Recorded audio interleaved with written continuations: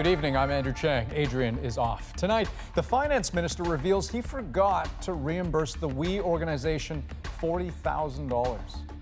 I want to apologize for this error on my part. You didn't know about a $41,000 expense? How is that even possible? And now, in a surprise move, the Prime Minister has agreed to take the hot seat. Mr. Prime Minister, is the Governor General bullying? Calls for action after a CBC investigation into bullying and harassment by the Governor General. Not exactly physical distancing. Don't go against all the hard work that this province has put in. As COVID cases climb, BC has new rules for bars and restaurants. And COVID concerns in the classroom. How does hand sanitizer stop an airborne virus? Not having mandatory masks in a classroom. How to get back to school safely. This is The National.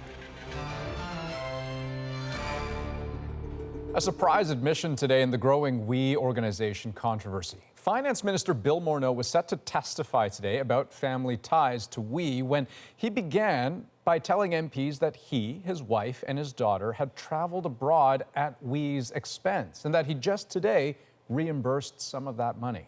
The government was already under fire for choosing We to administer a costly federal program.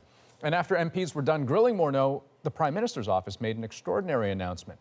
Justin Trudeau will himself testify before the committee next week. That is something Prime Ministers almost never do. Evan Dyer breaks it all down for us. Prime Minister Trudeau. Why did you make a decision to testify at the Finance Committee? The Prime Minister wasn't talking, but one likely reason was Bill Morneau's unexpected admission that the We organization paid for 2 Morneau family trips in 2017, one to Kenya, another with his wife and children to Ecuador. Morneau said he'd paid $52,000 to cover flights and other costs of those trips, but he couldn't find receipts for expenses related to We activities. This was to my surprise. Yesterday, I asked my assistant to reach out to the We organization regarding these trips and for them to provide me with the amount of total expenses incurred. Today, I wrote a check in payment of $41,366. Canadians will find it impossible to believe that this organization showered you with $41,000 worth of luxury and accommodations, and that you didn't know about it. We paid for your travel.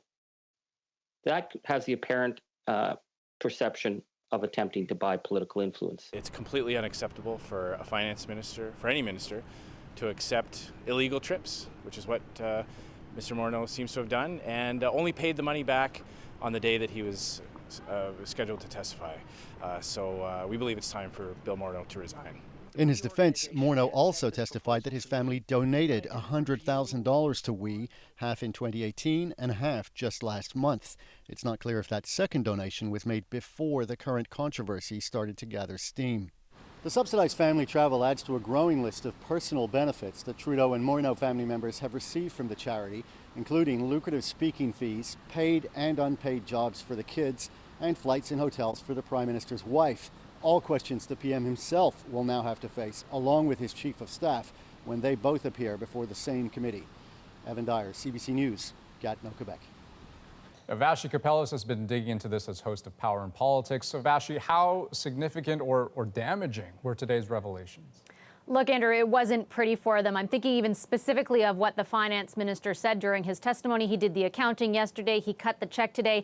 That really leaves just the morning to figure out how to handle it. And certainly from sources I've been speaking to, he and his colleagues spent the day figuring out exactly how they would handle it. But you could see it on his face during that testimony. You know, he was apologetic, but he seemed resigned to the idea that the criticism would come fast and furious, and that it did. Okay, and so let's talk about the Prime Minister and his Chief of Staff appearing before the committee. How might that swing the pendulum either way? So a couple of things. First, this is extraordinary. In all my time covering politics, I have not seen the Prime Minister or his Chief of Staff testify before a committee full of MPs primed to criticize and critique and grill the Prime Minister. So it's going to be must-see TV. I've spoken to as many people around the Prime Minister as possible to figure out what the strategy might be behind it. And what they tell me is the idea is kind of to let the oxygen all out at once. A big event that puts it behind them. They really say they have nothing left to hide. There is nothing rather to hide. hide. And so that's their motivation. On the flip side, there is a big risk to all that. We saw it today with the finance minister, I should say. It can certainly backfire. They're gambling that it won't, but we're going to have to see if that's the case. It will keep this story going for a little while longer, that's for sure. Okay, lots more to come. Thanks, Mashi. And we have a lot of reaction tonight to our exclusive report on an allegedly toxic atmosphere in the office of the Governor General, Julie Payette. More people have come forward detailing how they felt bullied and demeaned in one of the highest offices in Canada. Ashley Burke has the fallout. Justin Trudeau isn't part of the problems at Rideau Hall, but the NDP says he must be part of the solution. Will the Prime Minister show leadership and launch an independent investigation? Obviously, every Canadian has the right to a safe, secure workspace free from harassment, and that is extremely important. Extremely important, but Trudeau isn't saying what action, if any, he'll take. It all comes after CBC News reported more than a dozen sources accused the Governor General, Julie Payette, of berating, belittling, and publicly humiliating staff. Payette's secretary, Assunta De Lorenzo, is also accused of bullying employees. Definitely Rideau Hall needs to look into this very, very carefully. Today, a public silence from Rideau Hall, but a private memo was sent to all employees last night, just hours after CBC's report. De Lorenzo wrote, "I want you to know that I, along with the Governor General and the entire management team, am deeply committed to fostering a healthy work environment. We are here to listen and take action in order to keep improving our work environment." Please rise. She told staff to report any complaints, but sources say their issues would be dealt with by the very people they're complaining about. The Privy Council office said it's very concerned about the allegations and will be following up on these reports. A former cabinet minister says the government needs to take action now. This is a minority parliament. This is not simply a symbolic office. This is a hugely important office that has to have the confidence of Canadians. The Prime Minister could have a discussion behind closed doors with Payette to try and resolve this. Payette is the Queen's representative to Canada, and Buckingham Palace is aware of CBC's report, but says it's a matter for the Governor General's office to handle. Ashley Burke, CBC News, Ottawa. For many companies around the world, the past few months have been a reckoning of sorts as they try to address anti-Black racism in their own offices and boardrooms. That includes the CBC as well. Tonight, a CBC News investigation takes us through another allegation of racist language being used at the corporation. Katie Nicholson spoke to a former employee about what was said and what happened when he spoke out. Dexter Brown loves CBC. I felt like home. It felt like I was giving back to Canada. But Brown doesn't work here anymore. In April of 2019, he was at an all-staff meeting of the Fifth Estate. That's where they screened this documentary. Half of them are Black. There was no warning they were about to hear the N-word 12 times. The thrust of the doc? How harmful the word is. But why that? You see, because that's what I heard growing up. That's what I'm saying. So are we going to continue it? No, so we're cutting that off right now. Yes, sir. In the discussion that followed, witnesses say host Gillian Findley and editor Loretta Hicks repeated the word. There were more than 30 people in the room, including new executive producer Catherine Legg and the head of investigative Marie Close. According to multiple witnesses, no one spoke up. Brown, a junior employee, was the lone Black person. Because they should have known better. I feel like they should have known that that word has a lot of power and it affects people. In an email, Findley says she doesn't remember using the word, but says, if, however, my memory is wrong and I did quote someone from the film using the word, I apologize. It should not have happened. Hicks declined comment. Legg did not respond to multiple requests for comment. Close said she is unable to speak because of confidentiality. This is the last place you go and think that you are going to hear someone say that word. Nadia Stewart, the head of the Canadian Association of Black Journalists, was one of the first people Brown called. We know the CBC can do better, and in this instance, definitely should have done better.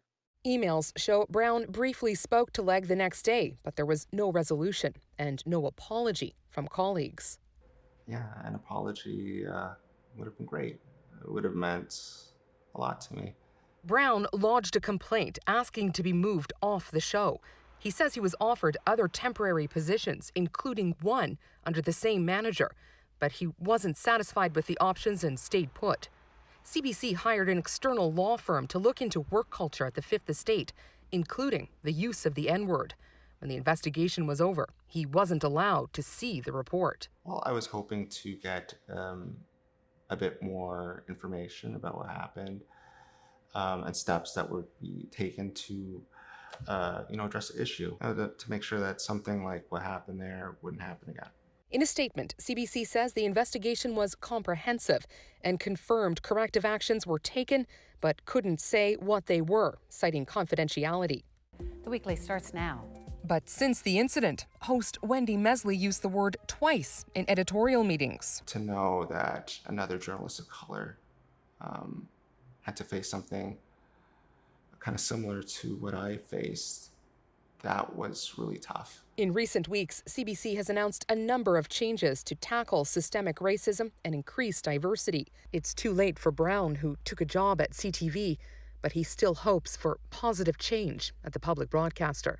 And I hope that, there are changes there, changes for the better, to make people of color, feel welcome, accepted, appreciated. Katie Nicholson, CBC News, Toronto. Turning now to COVID-19. Over recent days, Canada has seen a rise in cases across a number of hotspots and clusters, and taken together, they tell a clear story. By June, Canada's daily new cases were far below the peak and heading south until they hit a floor about 2 weeks ago. That's when they went back up, and this saddle shape is unmistakable. We are back where we were in early June and heading in the wrong direction. Driving the numbers regionally, Quebec, Ontario, Alberta, and Saskatchewan, which had its highest daily increase yet today. Now, that upward trend is also being felt in British Columbia, so much so that officials are moving to tighten restrictions for restaurants, bars, and nightclubs. As Briar Stewart shows us, it comes as frustration grows over large groups of people ignoring physical distancing. A large sunset gathering, complete with dancing and drums, baffled some passing by last night. Holy crap. And it infuriated plenty of others. Don't go against all the hard work that this province has put in just to have a hippie drum circle. Ryan Schaap estimated the party swelled to over 100, much more than the province's ban on gatherings over 50 people. The people are left to police themselves, and for the other side of the beach that's following the rules, it was fine, but for that small yet large group of people, they chose not to. In BC, where there's been an uptick of COVID cases, 34 reported today, there's been an increase in the number of young adults testing positive.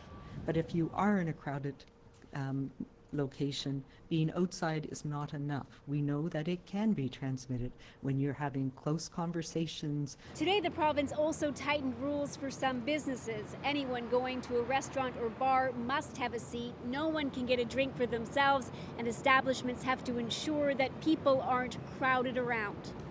The group representing the province's restaurants wants to see one more change: all food service workers wearing masks. I think there's a good visual cue, and it sort of shows that we are doing something, because there's a lot of consumer confidence stuff going in this. How are you doing over here? You're good? Okay, good. At this restaurant, all the staff wear masks. It's already implemented the province's new rules, but it can still be a challenge to keep groups small. People are used to being at craft beer market, mixing, mingling, cheersing, all that, but we have to micromanage the heck out of those situations.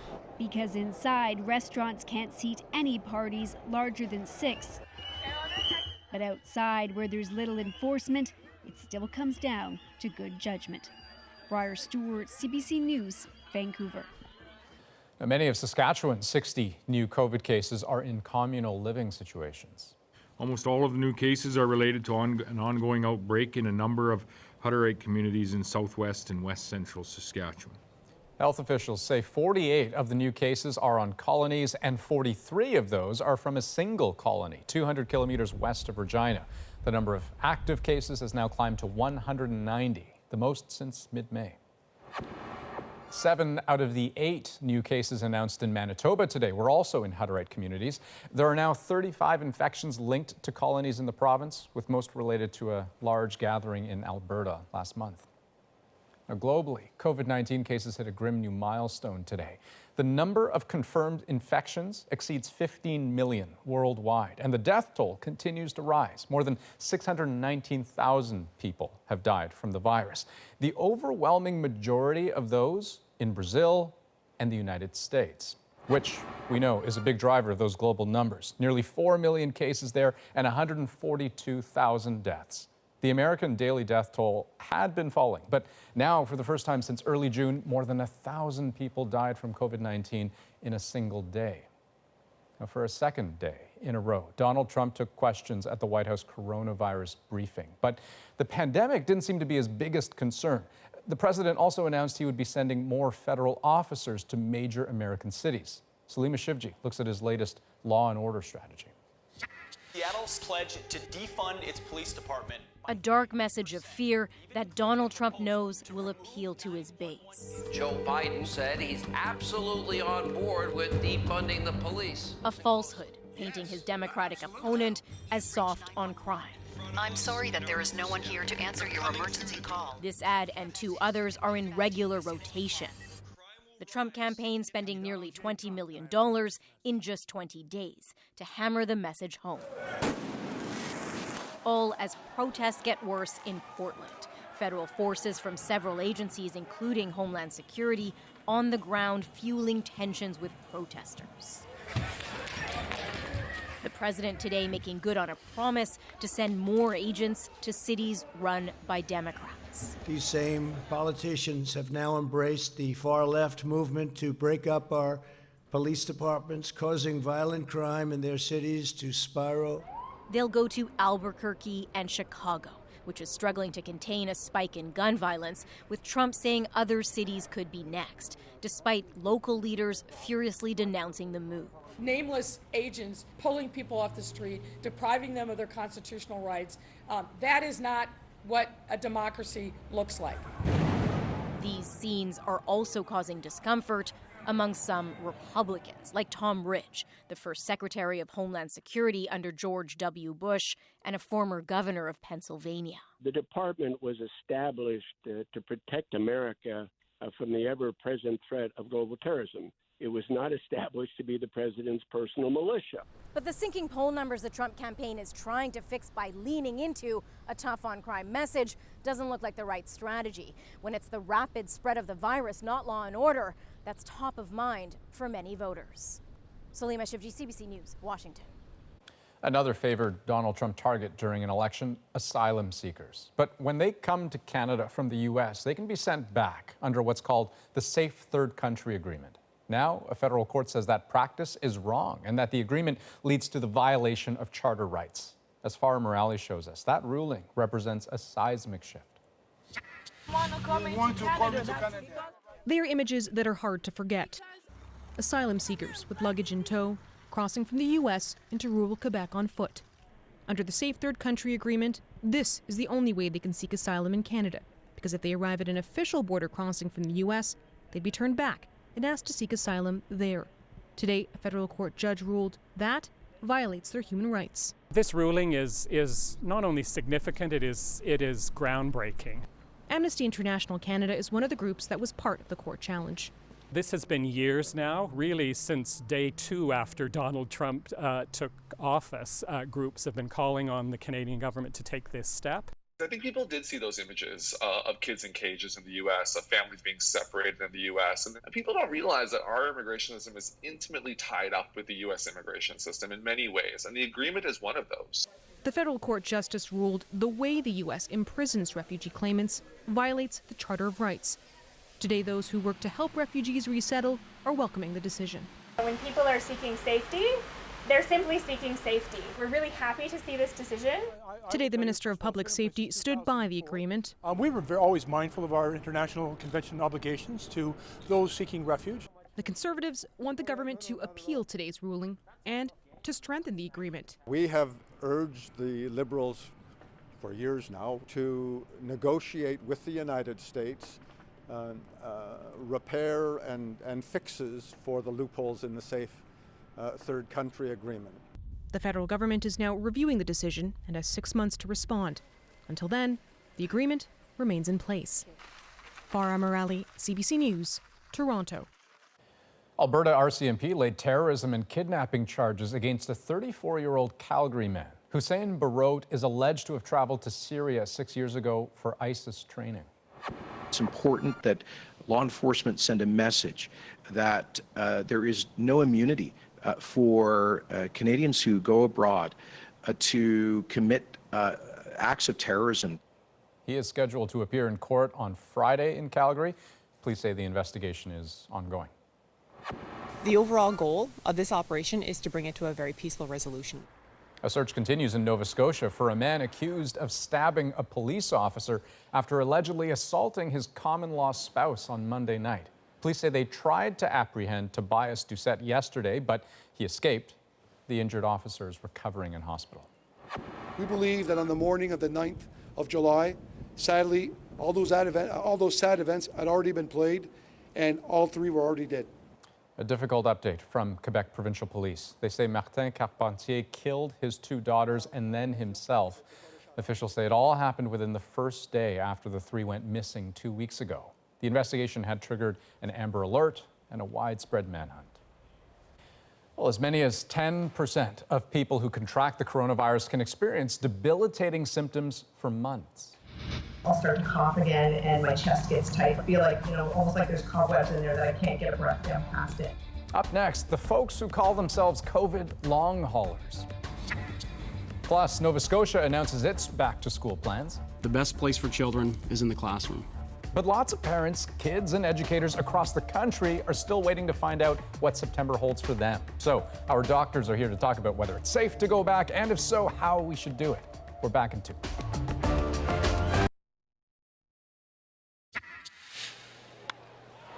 Well, the Toronto Blue Jays won't be allowed to play home games in Pittsburgh because of the pandemic. It's the latest jurisdiction to say no. The federal government already denied a request for the team to play in Toronto. The Blue Jays manager says he is in negotiations with other teams. The season begins this week. Well, COVID-19 can be deadly. There's no question about that. But even with milder cases, as Christine Birak shows us, it appears the effects of the virus can last weeks, even months. Nearly half of COVID-19 patients lying in intensive care units can expect longer-term complications, ranging from brain injuries to liver, heart, and lung damage. But it appears even those who don't become severely ill can have lingering symptoms. My symptoms were very mild. An active runner, Emily Beaudeschamps, thought she'd bounce back from the virus. But months later, I'll start to cough again and my chest gets tight. Like just my upper chest will get tight and I feel like, almost like there's cobwebs in there that I can't get a breath down past it. A COVID symptom study app tracking 4 million patients in the UK shows while most people recover from the infection within 2 weeks, 1 in 10 may still have symptoms after 3 weeks, and some may suffer for months. They're being called the COVID long haulers. What we're hearing is that this is a group of patients who didn't necessarily have as severe an initial infections. Various symptoms include stomach aches, breathlessness, brain fog, and persistent fatigue. One of the theories out there is this is what we call an autoimmune phenomenon. Doctors say it's possible that after the infection clears, antibodies and other immune cells that killed the virus can start attacking the patient's own system. Autoimmune responses can also be triggered by other viruses, including Epstein-Barr and herpes. But recurring fatigue was also seen in some patients who recovered from SARS. Some are now asking whether this virus does the same. This is too early. We really need data and not just anecdotal stories. Scientists at Toronto General are now recruiting participants for a large study examining long-term outcomes from COVID-19. We are really using specialized tools in precision medicine to try to understand why COVID-19 affects different people differently. Beaudeschamps never imagined she wouldn't be back at work full-time yet. Another reminder of just how unpredictable this virus can be. Christine Birak, CBC News, Toronto. Well, next on The National, some clarity for some students about September. We have secured masks, hand sanitizers, and other personal protective equipment. Nova Scotia promises to return to full in-class learning in the fall. In Alberta, a plan, but some teachers are concerned. Not having mandatory masks in a classroom is just going to lead to eventually rises in COVID cases. And with just weeks to go in some provinces, no clear plan at all.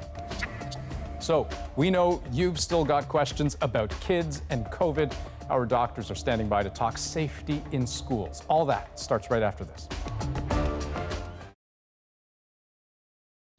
I'm fully confident that as the plan we have in place allows us to have children back in school, the optimum place for their learning, while we have appropriate COVID safety measures in place.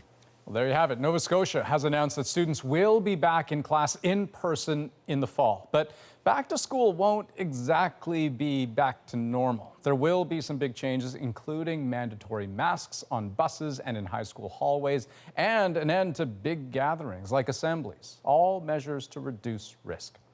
Now, of course, the risk isn't zero, but Nova Scotia has just one known active COVID-19 case right now. Alberta, on the other side of the country, is detecting dozens of new cases a day. And as Rafi Boudjikanian shows us, its school reopening plan has some cheering and others voicing serious concerns. Willow and Reed Stamba are having fun. Reed is the big flipper. But their father says, don't be fooled. The ups and downs of the pandemic have hit hard. I'm off work and the kids were really kind of upset about being off school. They're eager for some sense of normalcy this fall. It is going to make life easier for everybody, for parents with work and for kids, going back to school. Alberta's sending all 750,000 of its public students back to class in September, urging physical distancing, staggering lunch breaks, increasing cleaning. But it won't be imposing limits on class sizes or require wearing masks. And it won't give schools new money to implement safety measures. Not having mandatory masks in a classroom, making it an option, is just going to lead to eventually rises in COVID cases. Alberta now has more than 1,200 active cases, the highest it's seen in more than 2 months. If there's a local outbreak of significant spike in new active cases in a particular community, the principal, superintendent, and school board will consult with Alberta Health Services. The province insists there are contingencies in place and says removing all risk is impossible. Pretending that it's normal is not probably going to work. Understandable, says this education professor, but it's also crucial to address the concerns of students, teachers, and parents. I do think that it would be naive to assume that we're all going to go back to school and it's just going to be just fine. Back at the Stambas, we already do almost as much as we can. We do wear masks in indoor public spaces. The hope is other families will be just as cautious as Alberta's near-normal school plan becomes their new normal. Rafi Boudjikanian, CBC News, Edmonton.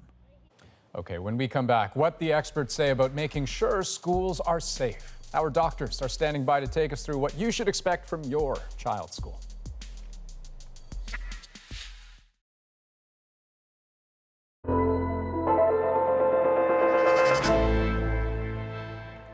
Welcome back. We have been talking about back to school in September, and we've heard about Nova Scotia's and Alberta's plans to return to near normal, with virtually all students back in classrooms, of course, with new safety measures to go along with that. But Ontario is considering a more hybridized approach where different students would return at different times. But it all comes down to the same questions. How safe is it for kids to go back, and what can be done to make it safer? Well, joining me now, Dr. Alon Vaisman, an infectious diseases physician, and respirologist, Dr. Samir Gupta. And doctors, let me start just by quoting Alberta Premier Jason Kenney. So he says, the evidence is overwhelming that schools can be operated safely with little health risk for children and teachers and low risk of causing serious outbreaks in the communities that surround them. So let's take that bit by bit. Dr. Gupta, how susceptible are kids to catching COVID-19, and how do they do when they do catch it? Yeah, so the susceptibility question is a good one. We have some information on that. There was actually a review done by a group in the UK recently, and they reviewed a bunch of contact tracing studies and sort of screening studies. And what they found was that children have just about half the odds of contracting the virus from a close contact compared to adults. So they do seem to be less susceptible to actually catching the virus. The flip side of that is when you look at symptoms, and we've talked about younger people having less severe disease, kids, if they do catch it, are less likely to be symptomatic. Up to 80% of kids, in fact, might have asymptomatic infection. But the problem with that is that we also have data to suggest that if they do catch it, although they may be as asymptomatic, they have a similar viral load to adults. In other words, they carry around a similar amount of virus as adults do, which implies that they're probably just as infectious as adults. Right, and I guess that's the tricky part, right? When you combine those two things, the question of whether they are as infectious compared with the fact that they have that sort of heightened viral load for maybe what you might expect. Dr. Vaisman, what more do we know about the potential risk there for younger people to kind of be vectors for the disease? Maybe the greater threat is getting other people sick. Yes, exactly. So in the group of recent studies looking at other groups of young people, including ages 10 to 19, might have as good a capacity of transmitting the virus as adults do. So the concern there being that if you to return to school, especially high schools, the young people, as was mentioned, are not going to have as poor outcomes, not going to do as poorly with the virus, but they do have the capacity to acquire the virus and potentially transmit it to people who they're living with at home, including adults, including their grandparents, including those who are more vulnerable and might themselves have poorer outcomes with it. Okay, so then Dr. Vaisman, let me just ask you the simple question straight up. Is it safe for kids to go back to school in September? I think we've learned from a lot of examples across the world in situations where it potentially might be safe for people to go back to school with certain measures in place to try to reduce the likelihood of transmission. We've heard a lot of experience from a lot of places around the world where they've done this safely, where we've a lot of lessons learned about when to pull back, when to open up. And I think in Canada, that same thing can be done safely. Dr. Vaisman, what are some of those measures that you would expect every school to take? I mean, it's easy to think of the obvious ones, good hand hygiene, let's keep the desks apart. What else beyond that? Yeah, so the hand hygiene, social distancing is important. Screening for symptoms when people arrive at school, including the teachers and the students, educating parents about symptoms, making sure that there's masks available for students who are able to wear them so that they reduce the likelihood of transmission as well. Also having a backup plan to be able to transition smoothly between in-class teaching to classes outside of class is also an important step also to try to be able to do this very safely and effectively. Dr. Gupta, let me put one of those measures to you. Dr. Vaisman mentioned making masks available. What about going one step further, making masks mandatory? You know, I think the trickiest environment is that classroom where people are going to be together, probably not able to physically distance the appropriate distance, and they'll be for a prolonged period of time in a poorly ventilated space. That's the space where ideally we would want masks. I'll tell you that, you know, after a long day, I have trouble keeping a mask on without touching it and sort of contaminating myself, and that's part of my job. I think that although we would want it, for most children, it will be practically impossible. I think it's a very challenging thing and very difficult to mandate because of that. And does that risk of I mean, just being sloppy with the handling of the mask, does that really outweigh the benefit of wearing the mask and potentially sort of blocking transmission of the virus that way? Hard to know. You know, we do worry, you know, if you're wearing a mask all day, you know, partly it's to protect others from your own droplets, but also partly there's some protection for yourself. And if there is an infected party in that environment, there may well be virus on the surface of the mask if you've been breathing through it all day. So touching it frequently, and particularly taking it on and off, will take away from the benefit. And touching it frequently if it's infected can actually be deleterious. So that is the concern. Excellent to hear from you both. Dr. Vaisman, Dr. Gupta, thanks so much for your time. Thank you. Thank you. And next on The National, when getting back to normal means everything.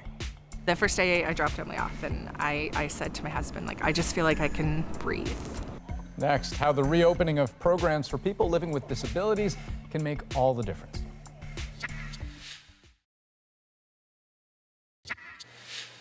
We've been talking about what a safe return to school could look like, with parents and children longing for a return to normal. But the toll of isolation can be even greater for those with disabilities. That's why 2 specialized programs are choosing to reopen, giving many families their first real break since the start of the pandemic.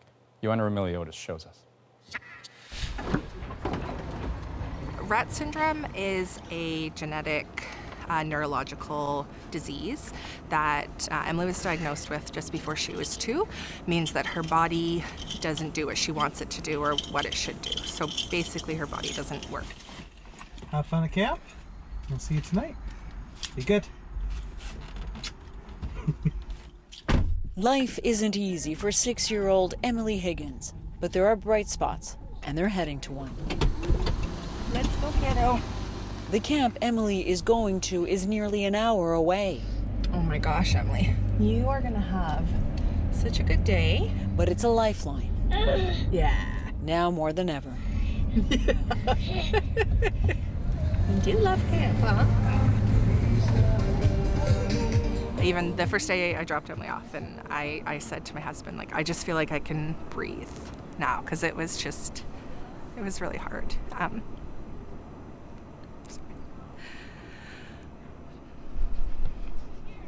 So, yeah, so it's better now because she's happy. Very big smiles this morning. It wasn't an easy decision. Emily's condition means she has trouble fighting infection. But it was a trade-off between managing the risk and the emotional toll staying home had already taken. She was missing her friends, and through this, she was also diagnosed with dystonia, which is basically really painful muscle spasms. Good morning. We'd seen it through the year, but all the things that were happening compounded it. So Emily would just cry all day. And so we would cry. It really was just survival mode. Okay, are you ready for an awesome day, my girl? That desperate need for a reprieve. It's why Kayla's Children's Center was determined to open. With precautions like temperature checks and bubbling groups of children and staff members. It's the only camp in the Toronto area for disabled and medically fragile children. The first respite parents have had in months. We had a lot of parents drive up and drop their kid off and then literally sit in their car and sob. Everything they've gone through over the last 4 months just hit them. Yaffe Scheinberg runs the camp. This year, these parents were so that they're at their breaking point. Good morning. And you have to understand that they don't have an option of saying, I'm just gonna take an off day, a mental health day today, and I'm just not gonna, do all the bathing and the feeding and the stuff that their kids need. And I feel like by the end of June, they were at the end of their rope. Have a good day. I'll see you later. Bye. Bye. We have to watch her all the time, and you're constantly at the edge. It's unrelenting is a good word because we don't have the break, or at least taking her to a program. But like everything else with these special needs, you don't have a choice. You just do it. Have a good time at home. Love you. Have a great time. Rena and Gary Cogan's daughter Tanya is 42 years old. Tanya has cerebral palsy and is developmentally delayed. She's been home for the last 4 months. Mom! And just started coming back here. There we go. Okay, let's do this. Danny is a day program for adults with disabilities.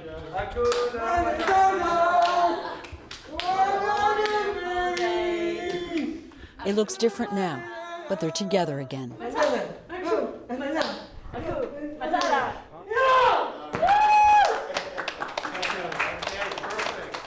So how are you feeling today? Feel great. Feel again. See my friends again. It's why co-founder Kathy Laszlo made the call to reopen. Some participants are non-verbal, and you would think that, what does it matter, right? So he sits here or he sits at home. So what's the difference, right? He's just sitting. It's not true. You can see the happiness on his face just to be here with his friends. They just need this. They really do. Coming back meant scaling back. Groups of 5 are cohorted in half days, and staff get tested for COVID every 2 weeks. And everything is cleaned several times a day. It took a lot of time and money to put in all the safety measures, but Kathy says it's worth it. Seeing the joy on their face, worth everything we had to do. Yeah.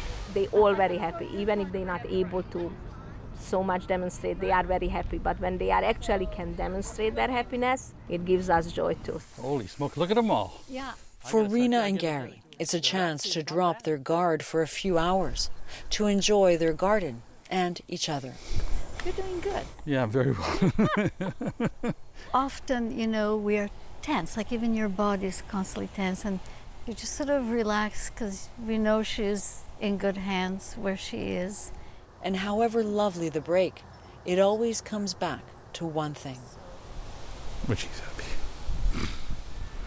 That's what every parent wants, right?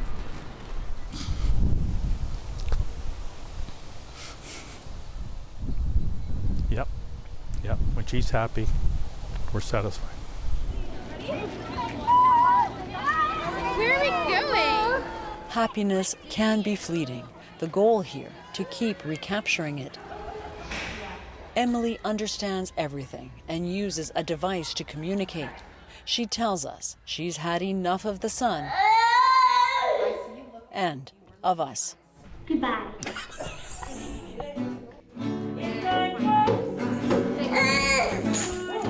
Tears here do dry more quickly. There are so many distractions. And Emily's mom is grateful for everyone. We've just seen Emily back to herself, happy, feeling good. She has more patience, but there's been a huge difference in all of us. You know, I'm not crying every day. You know, I always say when Emily's happy, I'm happy. So we're all in a really, in a much better place. I am. I love you. Oh, you gotta get this plugged in. And it's all they all need to simply catch their breath. Have a good day. I love you. Come on in. One of your favorite activities ever. Joanna Brumiliotis, CBC News, Thornhill, Ontario. Okay, next on The National, a story that plays out exactly as you would expect it to. A bunch of young people start a lemonade stand and raise $35,000. Hi, my name's Aditi, and we are the Lemonade Lovers. The Ontario kids behind a 4-year-long fundraising campaign, and they're not done yet. Right after this.